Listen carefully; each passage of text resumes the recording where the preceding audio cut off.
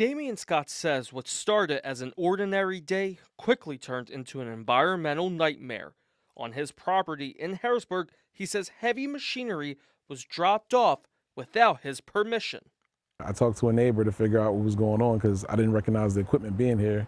And he told me that DNF Realty dumped it here when it was done with the housing project across the road, across the street. Because of a hydraulic lift being left on Scott's property, he says fluid seeped into the soil, posing a risk to groundwater and nearby properties. The property sits in an area city and county leaders had already marked as off limits for illegal dumping, but it also sits in plain sight.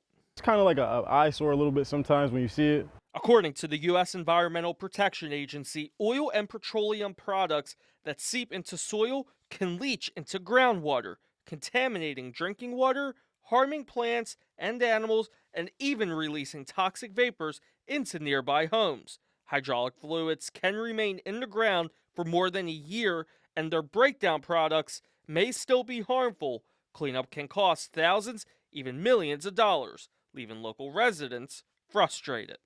You know, when they express their frustrations to elected officials and those elected officials only care during election season, people just give up, mind their business, and then just living, what they're subjected to.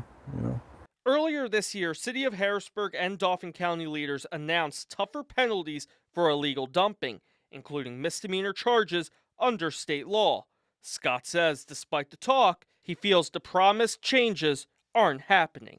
And it's not fair that this neighborhood gets dumped in all the time, but if you go down to Midtown or something like that, you don't have dumping down there. The streets are pristine, everything looks good. They got bike paths and all that, but when you come up to places like Summit Terrace and Allison Hill in general, you just see, stuff that shouldn't be. Tyler Poglich, Fox 43 News.